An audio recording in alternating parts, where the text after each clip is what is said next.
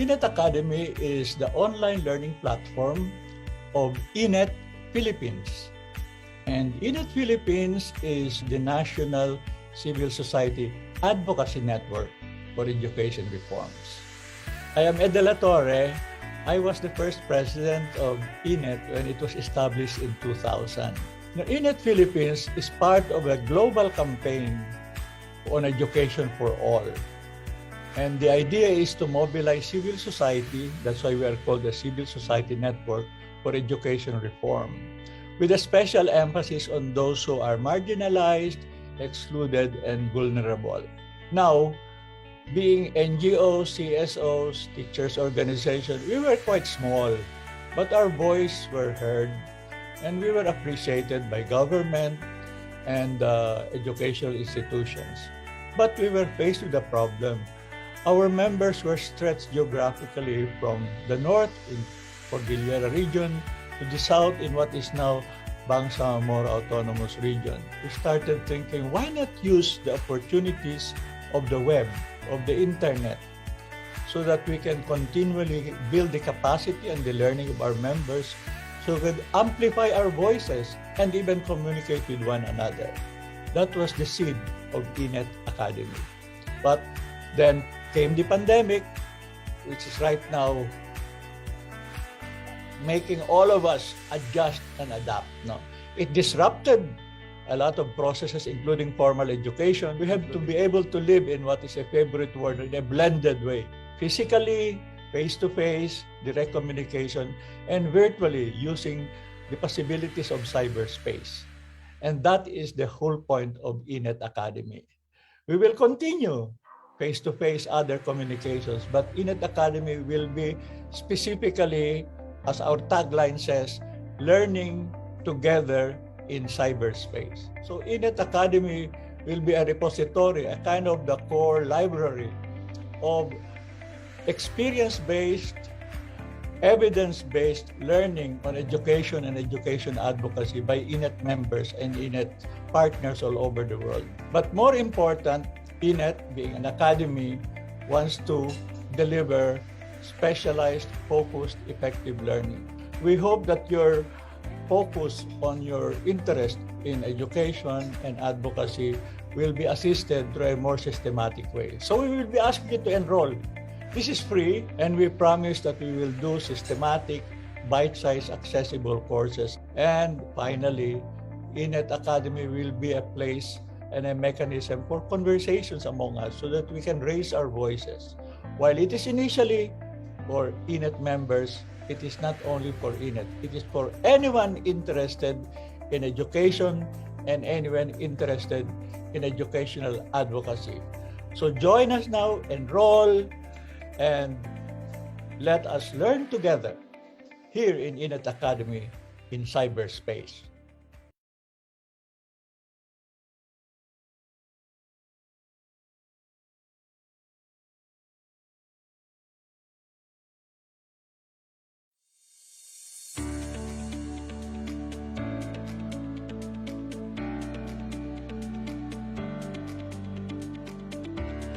Hello! Welcome to INET Academy. Ako si Daryl. Ako naman si Michelle. And we are here to guide you throughout the INET Academy website. To access the website, go to www.inetacademy.org. Once you are on the website, please click Sign Up. Answer the questions provided. Name, user email, password, birth date, educational level, sex assigned at birth, sexual orientation, gender identity, your contact number, and if you have a disability where you need an assistance, country, state or province, city, street address, postcode, and your organization or affiliation. Then click register, and then you finally have an account. Exploring the website.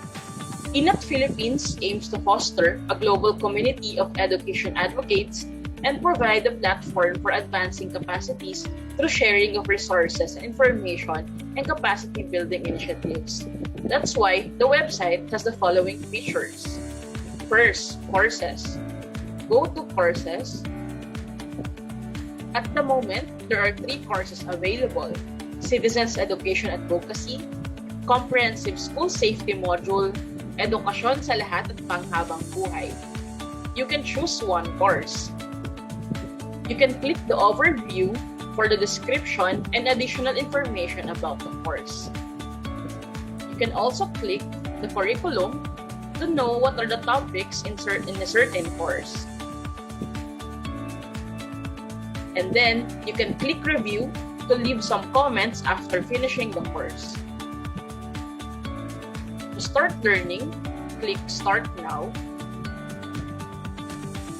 A video and a description of each topic are included in the page. After watching the video or reading the description, click Complete. And click Next to go to the succeeding topics.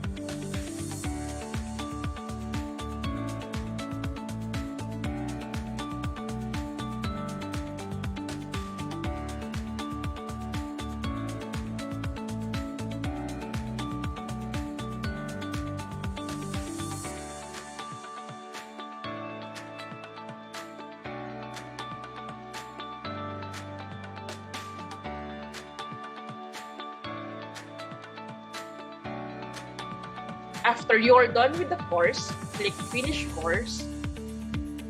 We will be notified about your completion and we will send you a certificate in the email that you submitted during the registration. The second feature is the library. This is an online knowledge sharing platform with a searchable repository of all resources of INET related to education advocacy. It can be searchable via keyword, subject, themes, or title to find the needed content. For example, you can type ALCE, and then all of the resources regarding ALCE can be found.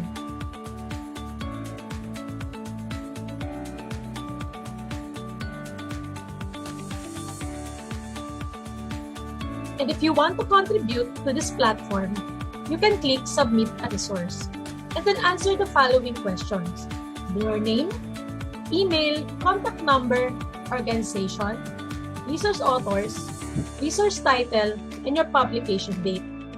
And then click Submit Resource. The third feature is the media. This portion includes a compilation of webinars and live streaming programs of INET, such as Inclinasyon, Senior City, and Calambag. Just click the respective logos to be redirected to each live stream programs. For example, in Inclinasyon, click the logo of Inclinasyon. Once redirected to the page of Inclinasyon, you can click a certain episode and watch the video available in each episode.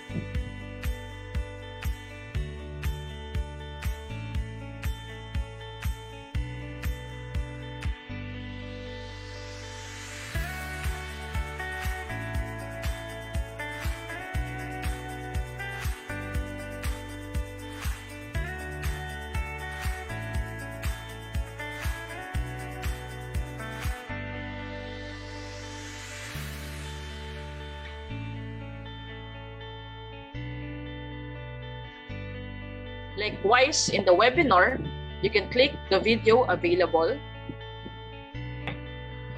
and watch the available links provided.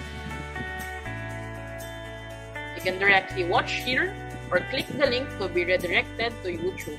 As you can notice, you can also check out the presentation used in the webinar by clicking Presentation.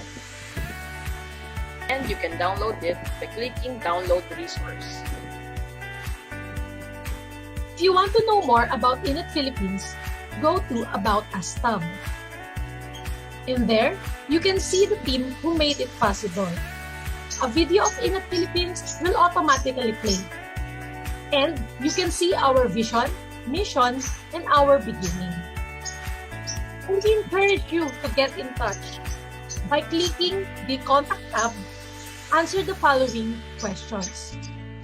Enter your names, email, message subject, organization, and your message.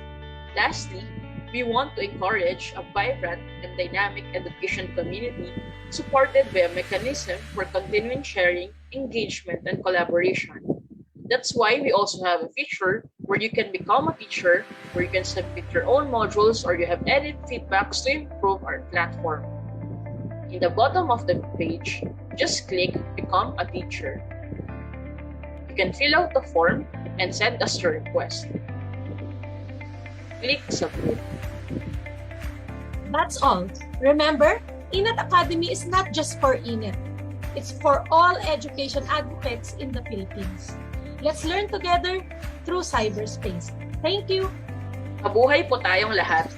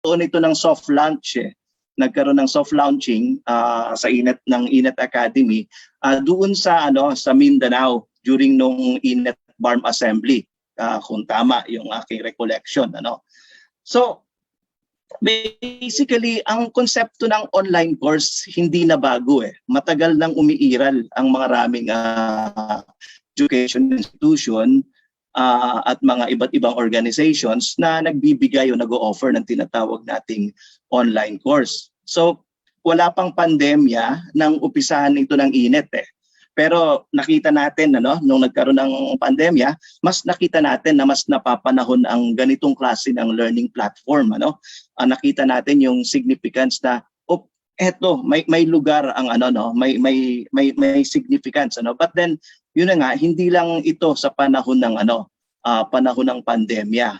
Kasi if we look at the history of evolution ng online learning. Almost parang 20 years ago pa nag-umpisa na ito eh. So for the past several years, even before the pandemic, we already have entered what we call the revolution of online education. So nagsulputan na mga maraming online courses, mga online academies na offering several and diverse learning courses. Kahit ako nag-engage ako sa mga ganitong online learning courses. So sa pagsulput ng mga online courses na to at gaya ng INET Academy, makikita natin na yung traditional concept ng education ay tuluyan ng nagbago. So marami ng option para matuto. Hindi katulad ng dati na kailangan na physically present ka sa classroom or training center. Sa ngayon, kahit nasaan ka, basta may internet connection, pwede kang mag-aral at matuto. So sa bahagi lalo ng adult learning and education, ito na ay isang mainstream na option for learning platform. So bilang pagtatapos nitong maikling mensahe, hopefully sa mga darating na panahon, ang INET Academy ay tuluyang mag-evolve as a continuing learning platform, lalo na sa mga education advocates. So again, congratulations sa INET at lalo na sa Secretariat sa pamumuno ni Michelle sa tuluyang pagkakabuo ng fully functional na INET Academy website. So posible na may encounter kayong mga challenges at glitches pa rito dahil ito ay kakalunsad pa lang. At makakatulong ng malaki kung yung mga member ng INET ay gamitin ito at magbigay ng kanilang feedback at ng mas mapahusay pa ito. So pag ginamit nyo to, merong Mentimeter na nakalagay o ilalagay, I think, sa chat box ng website. At dito pwedeng magbigay ng feedback. So again, congratulations sa launching ng INET Academy at maraming salamat. Magandang araw sa lahat. Yan, maraming salamat, Sir Mon, no? Yun nga, naabot ako pa dati yung proseso nito, no, habang inaayos. Ayan. So congratulations po sa bumubuo, no, ng ating INET Academy at sa lahat ng mga contributors ito. At alam ko marami pang, no, willing mag-contribute later on. So this is indeed a parang promising initiatives of INET para mabigyan ng opportunity lahat, no, na matuto, mag-aral, magbagi, no, kahit nasa mga limitadong nasa limitadong sitwasyon tayo ngayon dahil nasa pandemya. So it's really a very timely innovation of INET. So kung may sabi dito, may pinost po sa ating mga kasama, no, sa Menti. Kung meron po kayong mga questions, comments tungkol sa INET Academy, pwede po nating puntahan itong pwede tayong pumunta sa menti.com at may code po ito na 98409233. So nasa chat box po 'yan. Ang ating team, no, who is in charge of INET Academy would be glad to respond to your comments, questions and clarifications about INET Academy. So marami pong salamat, no. Pinakataas ng kamay ulit. Albe, nakataas pa yung kamay mo or nakalimutan mo lang itong ibaba kanina? Do you have any questions or something or announcement? Okay. Mukhang lang to, nakalimutan lang ibaba ni... Okay, sige. So, gagawin natin, magkakaroon tayo ng quick bio break bago tayo dumako sa sa huling bahagi ng